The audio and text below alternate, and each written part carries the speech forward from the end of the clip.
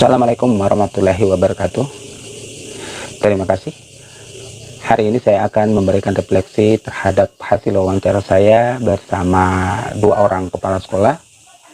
Dan saya mulai dari kepala sekolah yang pertama, yakni kepala sekolah SDN 9 Meri Pantai.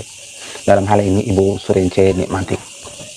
Nah, dari hasil wawancara saya menemukan beberapa kesimpulan yang dapat saya refleksi dari hasil wawancara saya.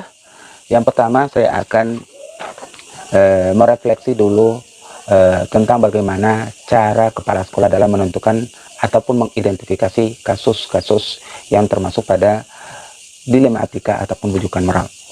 Dari jawaban beliau yang mana yang kita dapat simak di dalam video tersebut, saya dapat menyimpulkan bahwa beliau sudah dapat mengidentifikasi yang mana kasus-kasus yang termasuk pada dilema etika dan juga mana kasus yang termasuk pada bujukan moral. Nah, sempat juga saya menanyakan tentang kasus yang pernah beliau alami yang berhubungan dengan kasus dilema etika. Beliau menjawab ada kasus dilema etika yang pernah ia hadapi, di mana ada orang tua yang memaksakan anaknya untuk didaftarkan di bangku sekolah SD, namun di satu sisi anak tersebut itu belum memenuhi syarat. Salah satunya adalah pada usia yang memang menurut peraturan PPDB pada saat itu adalah umur yang 6 tahun ke atas, sementara anak tersebut itu belum mencapai umur demikian. Sehingga ini adalah salah satu dilema etika yang pernah ibu kepala sekolah hadapi pada saat itu. Nah, di sini saya dapat menyimpulkan bahwa ibu kepala sekolah sudah dapat mengidentifikasi dan juga bisa memilah mana yang termasuk pada kasus dilema etika dan juga kasus bujukan moral. Kemudian, ketika saya menanyakan hal-hal tahapan ya tentang bagaimana kepala sekolah dalam melakukan pengambilan keputusan, nah, saya juga dapat menyimpulkan tahapan-tahapan yang ibu kepala sekolah dalam proses pengambilan keputusan itu memang saya melihat sudah mulai ada kesamaan dengan tuntutan dengan materi yang kita pelajari pada saat ini. Di mana dalam materi yang kita pelajari pada saat ini ada beberapa hal yang harus kita pikirkan sebelum kita memutuskan suatu perkara ataupun mengambil sebuah keputusan. Nah, di sini juga beliau menyatakan bahwa hal-hal yang pertama yang harus kita lakukan ketika kita melakukan pengambilan keputusan, yang pertama adalah mengenali dulu bahwa ada nilai yang saling bertentangan pada kasus tersebut. Nah, ini relevan dengan materi yang kita pelajari pada saat ini. Kemudian juga beliau juga mengumpulkan fakta-fakta yang relevan, yang mendukung dalam proses pengambilan keputusan nanti.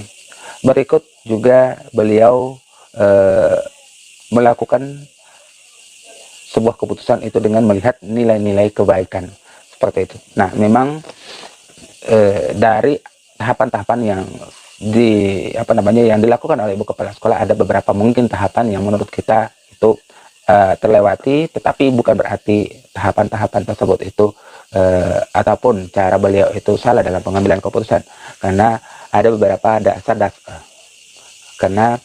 beberapa hal yang mendasar yang ibu kepala sekolah yakini yang dapat mempermudah beliau dalam pengambilan keputusan. Berikut juga mengenai hal-hal yang kepala sekolah yakini efektif dalam pengambilan keputusan terhadap kasus-kasus dilema etika.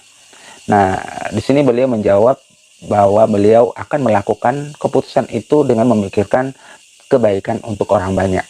Kemudian juga memikirkan prinsip-prinsip ataupun nilai yang terdapat pada ataupun yang ada dalam diri. Kemudian juga beliau akan memikirkan keputusan tersebut itu dengan sesuai yang diharapkan oleh orang lain, seperti itu. Nah, jadi ini konsep-konsep ataupun prinsip-prinsip yang menurut beliau efektif dalam setiap pengambilan keputusan. Nah, kita kembali ke pembelajaran ataupun ke materi tersebut, bahwa dimana kita mengenal ada 3 prinsip resolusi, sehingga di dalam refleksi ini saya dapat menyimpulkan bahwa proses ataupun cara kepala sekolah dalam melakukan pengambilan keputusan ini sudah baik, sudah sesuai ya dengan prinsip-prinsip yang apabila kita bawa ke dalam materi kita ini sudah ada relevansinya. Dan mungkin saat ini kepala sekolah menjalankan prinsip ataupun tahapan-tahapan yang ia yakini yang efektif dalam proses pengambilan keputusan. Tetapi ketika itu kita terjemahkan ke dalam bahasa-bahasa ataupun ilmu tentang pengambilan keputusan, itu ada relevansi antara prinsip yang kepala sekolah gunakan dengan teori-teori tahapan-tahapan pengambilan keputusan yang saat ini kita pelajari.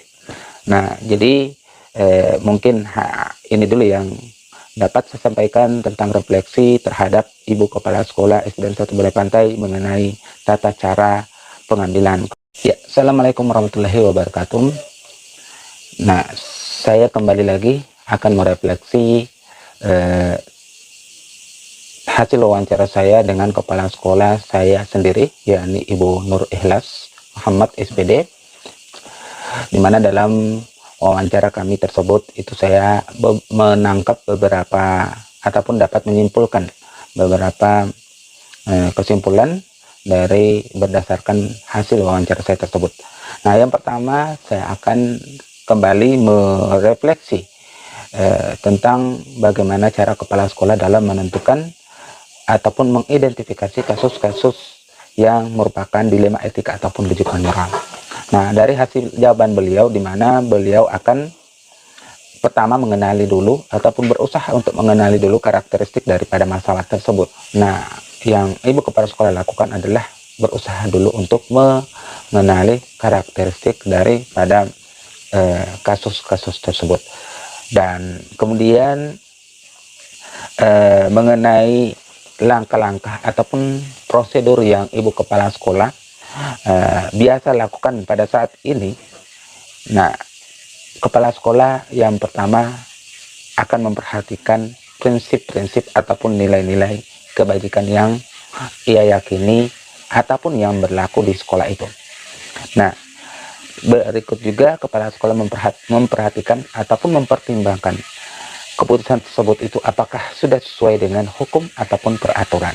Nah, jadi dua hal ini yang menjadi dasar kepala sekolah dalam pengambilan keputusan. Yang pertama, beliau berdasarkan pada nilai-nilai kebajikan, dan yang kedua adalah beliau juga memperhatikan hukum ataupun peraturan yang berlaku pada saat itu. Nah, dan ini adalah merupakan menurut saya langkah yang juga perlu diperhatikan, karena dalam pengujian keputusan tersebut yang kita pelajari bahwa ada tahapan di mana kita harus menguji sebuah keputusan itu berdasarkan yang pertama uji publikasi, uji legal, dan juga uji regulasi. Nah, di tahapan ini memang kita harus mempertimbangkan apakah keputusan kita itu tidak tidak melawan hukum ataupun tidak melawan peraturan yang berlaku di lingkungan setempat ataupun di sekolah tersebut. Nah, berikut hal-hal yang selama ini Ibu Kepala Sekolah anggap efektif dalam pengambilan keputusan. Di sini beliau menjawab bahwa yang ia yakini dalam pengambilan keputusan, ya pertama yaitu adalah dengan memperhatikan kepentingan siswa dan juga nilai-nilai moral yang ada. Nah, ini kalau kita kaji berdasarkan materi yang kita pelajari, maka ini adalah hal yang sangat bersesuai, di mana kita dalam pengambilan keputusan itu harus memikirkan keberpihakan kita ataupun keputusan kita itu apakah sudah berpihak pada murid ataupun berdampak positif bagi murid, dan juga memperhatikan nilai-nilai kebajikan. Dan ini adalah hal-hal yang sudah sesuai dengan yang diharapkan dalam tahapan-tahapan ataupun proses pengambilan keputusan. Berikut beliau ketika juga saya tanya mengenai apakah beliau memiliki tantangan dalam pengambilan keputusan. Nah, tantangan yang menurut beliau dalam pengambilan keputusan itu adalah pada saat beliau mengambil sebuah keputusan pada kasus-kasus yang khususnya adalah kasus dilema etika ini, yakni di mana dalam kasus tersebut ini ada dua nilai yang saling bertentangan. Nah, ini adalah merupakan kasus-kasus yang menurut beliau sangat-sangat sulit untuk diputuskan, sangat perlu kehati-hatian dalam menyelesaikan masalah, karena di mana beliau mengatakan bahwa beliau harus dapat memberikan keputusan tersebut itu yang bisa memberikan dampak baik bukan hanya untuk dirinya sendiri, tapi juga siswa dan juga untuk orang banyak. Nah, kemudian juga mengenai jadwal ataupun tata kala yang mengenai jadwal ataupun tata kala terhadap penyelesaian pengambilan ataupun terhadap penyelesaian kasus dilema etika.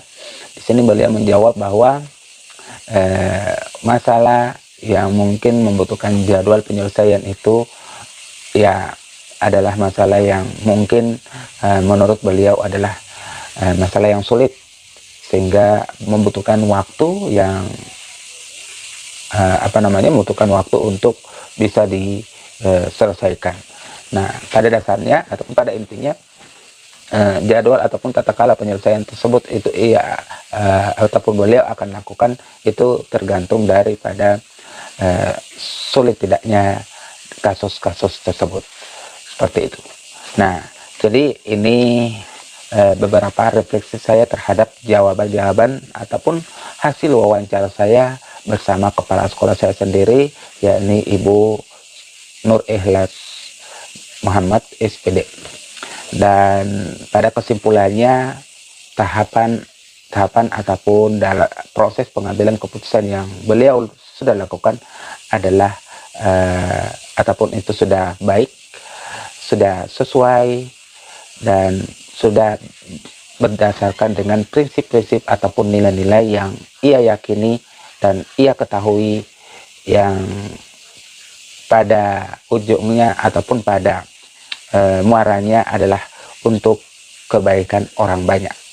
Nah, ini adalah merupakan prinsip ataupun nilai yang selalu ia kedepankan dalam pengambilan keputusan. Yang pertama adalah dampak daripada keputusan tersebut, baik atau tidak, baik untuk dirinya, siswa, dan juga untuk orang banyak. Kemudian yang kedua, selama keputusan tersebut itu tidak menyalahi aturan, maka beliau akan lakukan. Nah, ini refleksi saya terhadap kepala sekolah saya sendiri, dan mohon maaf apabila ada kekurangannya. Wassalamualaikum warahmatullahi wabarakatuh.